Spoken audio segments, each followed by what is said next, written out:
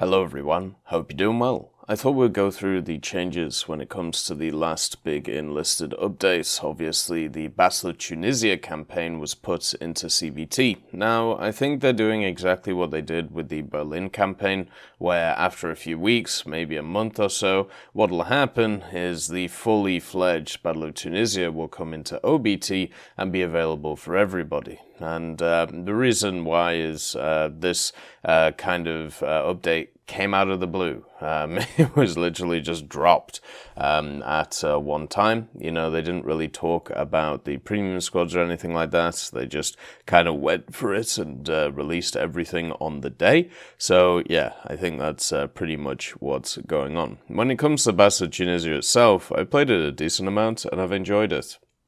It's been a pretty fun experience. I'm going to be playing more going forward, and hopefully when it gets into stage 2 we can really sink our teeth into this campaign. It has quite a lot of really nice battles on it, a decent amount of offense and defense, and also some conquest stuff. The main thing is the setting is absolutely beautiful. The bright skies, the sunny skies, the difference in texture, because one of the things, if you have a look at Moscow, if you have a look at Normandy, and you have a look at Berlin, a lot of it is very brown, a lot of it is very green, even though it's very bright green and also some bright browns and even some reds there and a little bit of grey. It does look fantastic, but one thing about Tunisia is it really makes use of the lighting system that Gaijin have created. It looks absolutely beautiful. The whole thing looks stunning. I'm really impressed with it. And as we go forward testing it and trying out different things, we'll have to work out how it actually plays. Most of the guns sound pretty good though, and with the new weapons which are about, a lot of them are very similar or the same as what we've seen in other campaigns, but there are some unique stuff, including the vehicles which are around, which right now are not really balanced at all. The air vehicles are great because they're not very useful, you know, the Hurricane Mark IV and the Duck from the German side of things. I'm very happy about this. And then when it comes to the ground, you've got the Grant 1 and then the Semavente 75. The Grant 1 is so much better than the Semavente. It is inarguable. So I would personally say, or I would like to see the Germans either get a better tank or the British get a worse one. To be honest, to start with. The other things is obviously, as I said, the weapons being added. Most of them feel pretty nice. The motorcycle bundle itself, though, when it comes to actually joining the CBT, $50 for 6 crew, basically. $50 for 6 members is insane, in my opinion. And all you get access to is a motorbike. And the motorbike itself, after playing around with it, basically all it is it's a quick way of getting from one position to another, so you can either put down a spawn beacon, since these guys have an engineer in them, or it's a way to just cause a little bit of ruckus trying to stop the enemy, or trying to get yourself to an advantageous position so you can use the machine gun on the enemy as well. But generally, it's not that useful. It's not something which is going to change the battle too much unless we get some very expansive battles or very expansive maps which use them quite a lot. Generally, I think that these little squads are basically just 3 assault man squads with an engineer who is also an assaulter. That's basically how I see these. And I don't think that's worth $50. And I definitely don't think it's worth $70 when these things are going to be individually priced. So I can understand why a lot of people don't want to buy this, because it's incredibly expensive for what it is. And for what you get, it's kind of ridiculous when it comes to the campaign itself. The testing process itself is pretty much the same as the Battle of Berlin one, if you remember that. So what they're doing is 2 stages. So the first stage, where campaign progress is switched off, we are actually in that stage right now. So you just get like fixed types of troops, so you can try them out, try the different mechanics. And then the second stage of CBT is when you can actually start unlocking stuff in the campaign, and the progress will not be wiped when it transitions into OBT. So I'm sure, at least for me, the one that I'm interested in is the second stage of CBT, because when it comes to games like Enlisted, War Thunder, and many others that I play, if there is no sense of progression, then I'm not too interested in it. It's not too fun to just do the same thing over and over again without getting some kind of reward out of it when it comes to the research side of things. The other thing as well is you'll also, by participating in the Battle of Tunisia campaign, you can complete regular battle tests and earn progress towards your battle pass. So that means that you can keep doing that stuff. And also remember, when the CBT is over, it will become available to all players for free. So the campaign itself will be free when it is launched into OBT. So you don't have to worry about having to pay for it. That's not needed. And that's really awesome. Anyway, there is a bunch of other changes which happened in the Tunisia campaign, the update for the Battle of Tunisia CBT, because as I was told, it wasn't a big update, but they've said it's a big update. The whole thing is stupidly confusing, and it didn't need to be, is the best way of putting it. The interesting thing about this update as well is they actually brought in a bunch of the changes talked about in dev blogs previously. So stuff such as the new bomb blast mechanics, the splinters and how they work, and how it explodes more vertical than horizontal. This has actually been put in the game, along with like the destructible objects and all of that stuff. But the problem is it's a pick and choose between the dev blogs that they've shown and what actually gets added to game, and also in what capacity. So such as the digging. The digging has been put into the Tunisia campaign. Also smoke artillery is at least present in Tunisia. And it seems like there are like the research things that they talked about, removing the academy and all of that good stuff, that hasn't been removed, or that hasn't been changed, so that's still stayed the same. At the same time as well, what they've done is they've extended the current Battle Pass season to the 22nd of September, so if you need to get to level 60 and you need that extra time, well, there you go. You can do it. They also added in a lot of the new missions they talked about, the Gorge mission, Al-Har as well, which of course is the Tunisia stuff. Then they added in the Below Lake invasion mission on the Battle of Moscow they talked about on a dev blog, with the wonderful places where you stand on little ladders near trees. I'm sure that will be completely game-changing. They also added new cover to the Below Lake location, not too much of a surprise, and they also added alternative paths to the mission Le Bray, and also in the invasion of Normandy in general, plus they added some new spawn points in the Below Lake mission.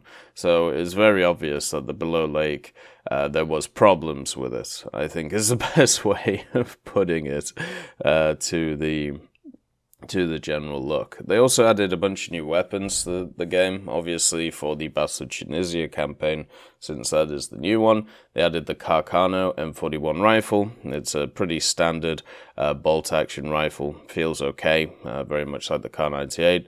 The Thompson, the M19-21-28 SMG. This is used by the Allied forces in Tunisia. It feels okay. Sometimes the aimer is not straight, which really, I don't know if it's a bug or if it's designed that way, but if it is designed that way, it is silly.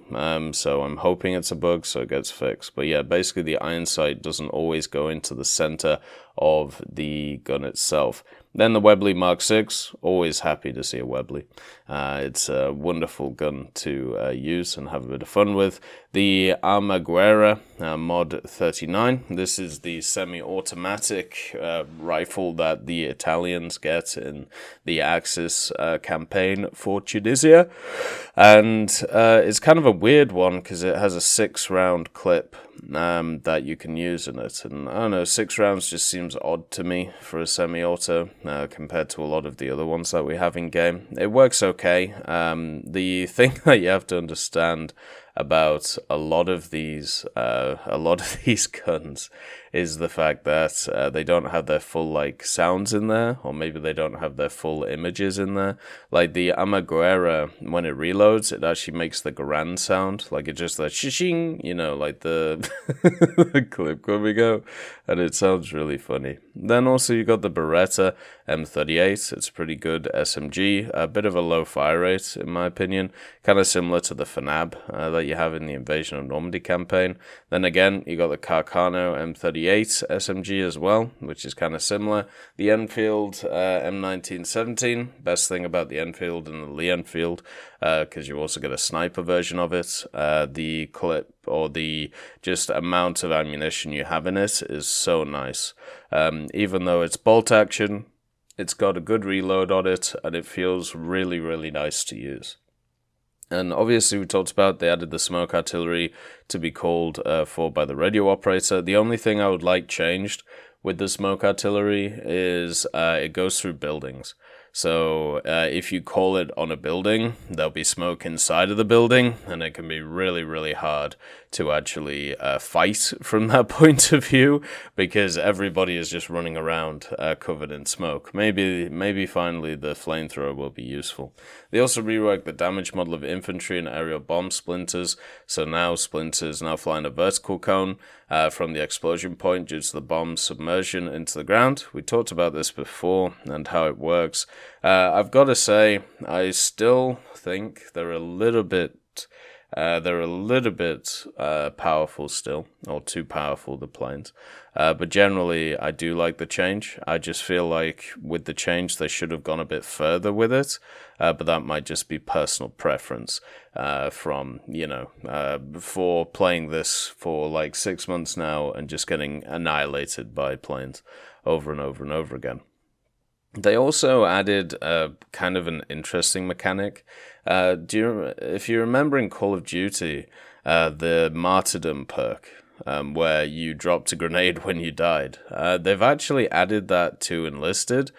So if you have a grenade on you, you can actually drop it at your feet as you're dying to kind of create like a final stand. And I thought this was really odd. It's such a weird mechanic to have. But I suppose if it's more use of grenades, then you're getting overrun quickly, and you want to drop a grenade when you know it's your final stand. I mean, fair enough, but it just seems really weird to me that that's a thing in the game now. Also, the destructible objects thing now will protect soldiers from bomb explosions, which is a huge deal. I've actually seen this in action many times, so now stuff like structures are much more useful. They fixed the damage model issues with aircrafts. Now it should be easier to shoot them down. Personally, we were playing the Battle of Berlin and or Invasion of Normandy campaigns yesterday. I can say it is easier to shoot them down now. I was using the 37mm from the IL-2, but it was just doing a lot more damage and just doing a ton more, so it was kind of as simple as that.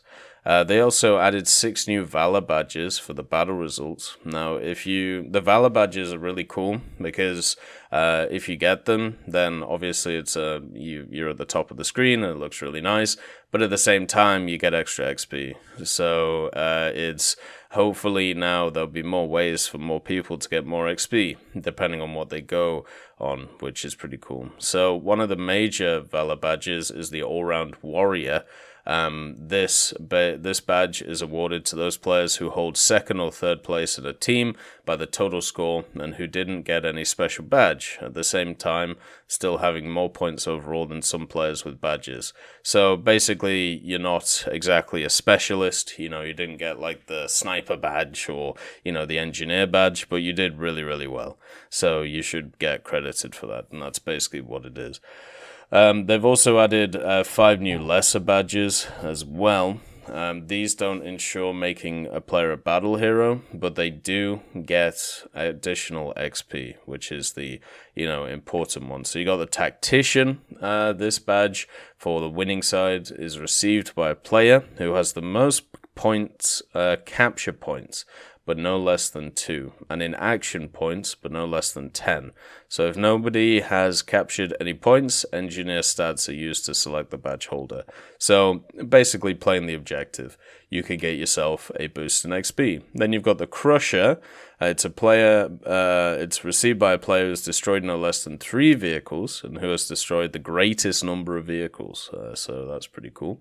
Then the Range Master, killing at least 5 or more enemies from long range. So whoever has the most long range kills. And then Melee Master, the same, with a minimum of 3 melee kills. The Grenade Master as well. So you have to kill at least 7 people with grenades, and it's the person with the most grenade kills. And then the new badges can stack with the existing ones. So you could technically get all of these badges, and I've got to say they're really, really cool. I really like these little awards that they do, and single soldiers who get 2 or more badges will have an XP bonus modifier, 1.5 times XP for becoming a battle hero, and 1.4 times XP without becoming a battle hero. So that to me is a huge thing, and I'm really, really happy to see it. They also, skill points now increase the soldier's performance in the battle, so every survival point adds 1% of stamina, every speed point adds 0.5% running speed, and every weapon mastery point lowers the weapon vertical recoil by 0.5%. This is probably why the matches have got quicker and the AI have got deadlier recently, because of those changes. Also, AI soldiers will change their posture if there is no cover nearby to be better protected from enemy shots. And I've seen this as well. Mainly what they'll do is they'll look at you and then they will try and drop shot your ass. And sometimes it works. Sometimes they just absolutely annihilate you. And other times they just miss. So watch out for AI drop shotting you. Improve the AI soldier's ability to jump over engineered obstacles. That's true as well. And then they've also changed the camo of the 20mm AA guns and the PaK-38 guns. I wonder what they're going to do for specific nations' guns, because obviously, you know, everybody still uses the Quad 20. I wonder what they're going to do in that regard. Then also they changed the ballistics of the GRB-39, which is the kind of grenade launcher anti-tank gun that Germany has. It wasn't very good before, but then again, neither was a lot of the anti-tank stuff like the Sturm pistol. So we're going to have to see if it affects it. And then also the crosshair now points to the 75-meter range hit mark. So we'll have to see how that works. They've also improved the mechanic of getting out of water. Yeah, so one of the issues that Enlisted has had for a while, and I've got to say it has massively improved since the CBT, is climbing. Climbing has been an issue pretty much all over the place when it comes to Enlisted, and I'm very happy to see that it has been improved so many times, and hopefully will keep improving, because, you know, mobility is very important in Enlisted, so if you reduce that, then it's going to be a problem. They also added a shield hit indicator, meaning that the enemy has just respawned and has temporary immunity to attack. So this is like a shield that comes up when you're ADSing and you're trying to shoot them, and it tells you that you can't hurt them, basically. They also added the AMD Fidelity FX Super Resolution support. If this is anything like the NVIDIA side of things, like the DLSS stuff, I'm a bit worried about it, because the DLSS stuff doesn't work very well. But you never know. Hopefully AMD users can give it a try. They also fixed the display of vehicle and weapon names in the development tree, always useful. They fixed the display of the vehicle names in the squad cards in the campaign reward tree as well. And also briefly will not be displayed at the, briefing will not be displayed at the start of the tutorial, but can be called upon with the F1 button, so you can see basically everything that's going on. They added the temporal super resolution feature. Gonna have to try that out at some point. They also fixed the water disappearance at the edge of the map, and also overly strong visual effects for burned soldiers. I had a harrowing experience yesterday, and this This is one of the reasons why I like Enlisted. It is a mature game. It's not designed to like not have blood in it or not have stuff like that. But basically, there was a soldier, a Soviet soldier, who had been shot in the head, and his whole face was covered in blood. And then I torched him to death. So he went from very red to very crispy. And it just looked so surreal. Like I've never seen anything like that in a video game, like to that level. It was definitely something that caught me by surprise. They've also changed a bunch of other stuff as well. So they added special controls for tanks and multiple cannons. Obviously, they've got to do this with the grant coming in with its 75 and its 37. I'm going to have to see if I can get it to work. I couldn't get it to work before.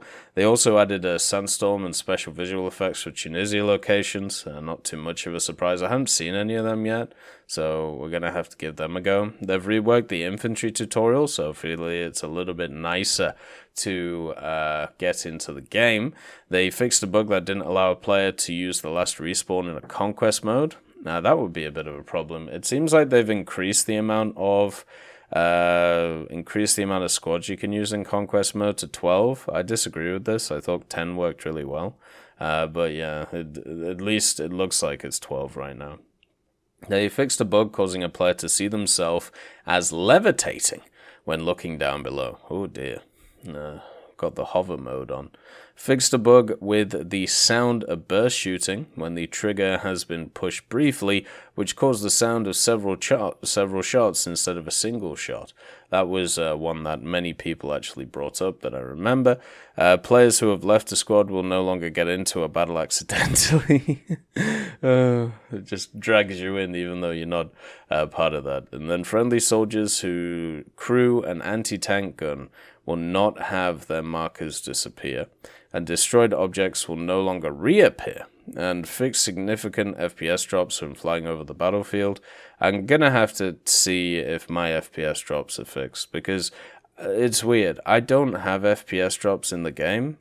My Streamlabs OBS while streaming the game gets FPS drops, so therefore it's there's drops on Twitch, but not in the game itself. It's very, very odd. They've also improved the performance after larger bomb explosions. That's nice because it used to hit the FPS very hard. Smoke will no longer appear before a smoke grenade activates. Always good. They fixed the bright reflections in some interiors. They added sound effects for some grenades flying past the player or splinters hitting obstacles. And they've also improved the overall game client performance. That is a very general change. Improved work of the lead marker on planes as well. And also added crosshair display for tanks with different cannons. So little bit of personalization there. They've improved environmental collision. Now the player will not tend to climb high obstacles as often. Well, this is good. And then also improved prone player positioning. Now their head should not sink underground. I've never actually seen that before. They also fixed a few things for Xbox. They added an error message if a squad leader tries to enter the battle queue, and also fixed an issue with opening the gamer card. One of the things that was funny with Xbox is when they rolled out this update, Xbox didn't get updated straight away, so people who played Enlisted on Xbox were just screwed for a little bit, which once again goes to the theory of, was this all properly planned, or did it just get rolled out because somebody hit a button?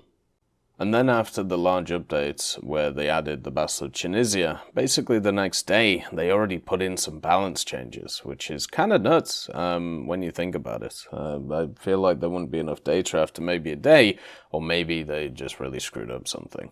So the first one was the balance of missions in invasion mode for the Battle of Tunisia campaign has been adjusted, meaning that capture times for some of the points have increased. This is something which we've seen quite a lot. It's been used as a balancing mechanic in the game, and it looks like it's going to continue to be used. They also added the Gorge Invasion mission, and also added the option to use the enemy's motorcycle, because you weren't able to do that before.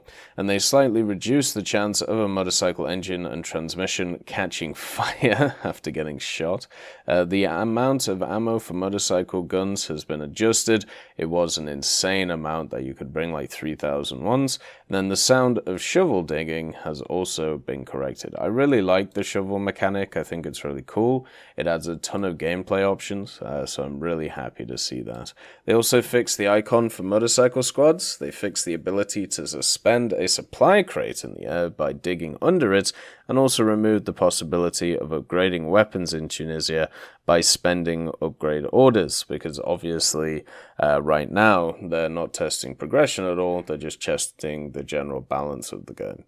They also added the feature that we talked about before in the large updates for the AMD Fidelity FX Super Resolution algorithm, which is now in-game. The idea of it is that it uses cutting-edge upscaling technologies to help boost your frame rates and deliver a high-quality, high-resolution gaming experience without having to upgrade your new to a new graphics card. The state-of-the-art spatial upscaling algorithm delivers near-native resolution quality gaming experiences with super high-quality edges and also detail. Adjustable image quality settings allow you to customize the AMD Fidelity FX Super Resolution balance between quality and performance.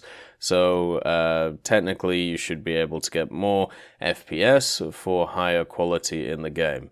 Now, I was told this about NVIDIA DLSS, which is a similar system for NVIDIA, and it unfortunately the quality hits that you take is not good enough in my opinion, especially in an FPS, because it basically makes everything have like ghosts around it.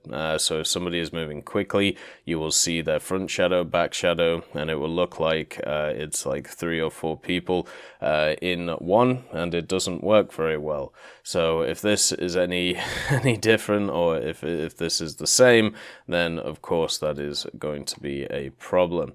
At the same time as well, they are doing a poll for motorcycle squads, whether you want to see them as vehicles or infantry.